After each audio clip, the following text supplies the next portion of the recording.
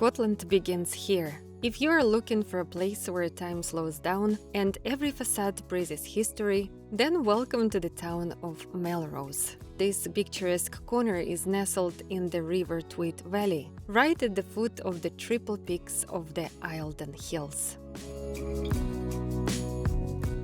But do not let this tranquility deceive you. Thousands of years ago, these hills were a stronghold for the Celtic tribes, and later they marked the northernmost frontier of the Roman Empire. Nearby, in the village of Newstead, the Romans built the fort of Trimontium, the place of the three mountains. Today, the museum in the town center serves as a reminder of Roman grandeur, but Melrose itself is like an onion. As you peel back one layer of history, you immediately find another.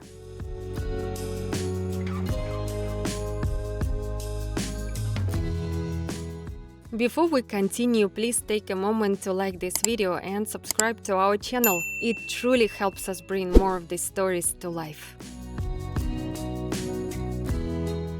In the Middle Ages, the town's name was symbolically encoded as a mason's mallet, a mel and a rose. It was a thriving center for the wool and linen trade and survived dangerous borderlands. Today, it's a town of festivals and the birthplace of rugby sevens. Every spring, the quiet streets erupt with the cheers of fans as teams from all over the world gather here. Yet, above this modern rhythm, one thing always prevails: the giant shadows of pink sandstone. Modern Melrose is the embodiment of coziness. A town that historically flourished through textile production has managed to preserve its uniqueness. There are no soulless supermarkets here, only small independent shops and historic hotels. Unlike neighboring industrial centers, Melrose has remained tucked away from the main highways. Life here is vibrant. Pipe band festivals, book fairs, and leisurely walks along the Southern Upland Way create a unique atmosphere that draws travelers. Today's Melrose is a rare example of a town that has managed to remain lovely and modern without losing its charm. But no matter how enchanting these streets are, one great past dominates them all.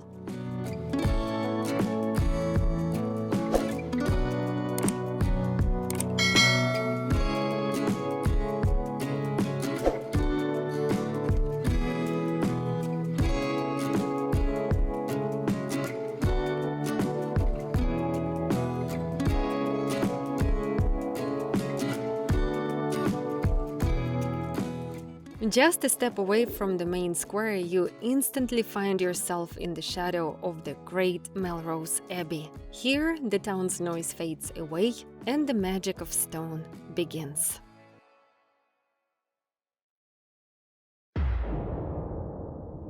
To understand the true power of this sanctuary, one must turn back the clock 1500 years. Few realize that the ruins we see today are 12th century new build. The original Old Melrose was born in the 7th century, a few miles away.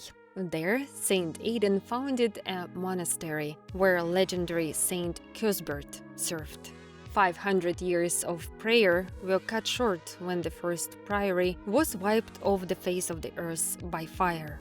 It wasn't until 1136 that King David I decided to revive it at this location.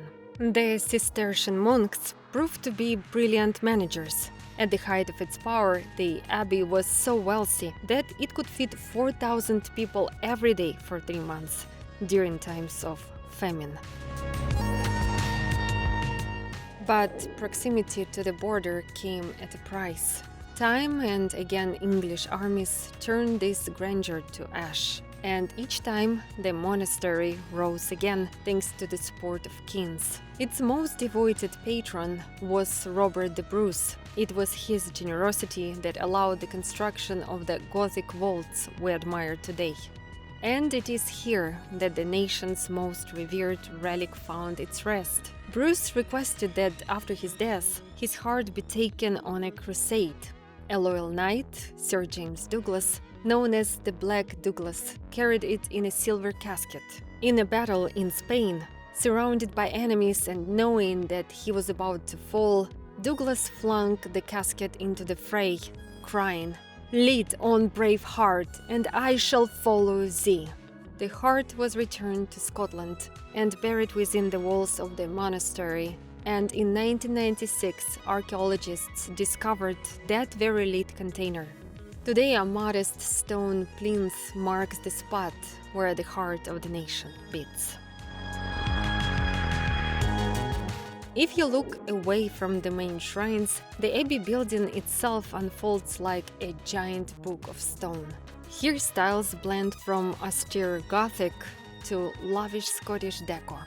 The medieval craftsmen possessed a striking sense of humor and freedom. Tucked away among the solemn faces of saints are the most unexpected characters. The famous pig playing the bagpipes is a symbol that there was always a place for earthly joy within these walls. Every inch of pink sandstone was carved by hand with love, as if the masters knew their work would have to withstand eternity.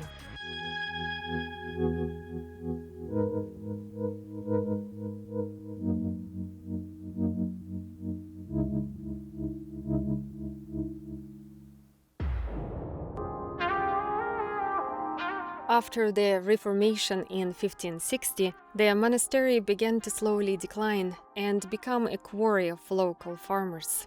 It was saved by 19th century Romanticism and Sir Walter Scott. He immortalized these ruins, insisting they must be seen by the light of the moon. Today, the town of Melrose and its ancient abbey are frozen music in stone. The kings are gone, and the sanctuary has turned to ruins. But the magic of this place has not vanished. It lives in the rustle of the wind between its arcs, and in the quiet realization that here, time is powerless.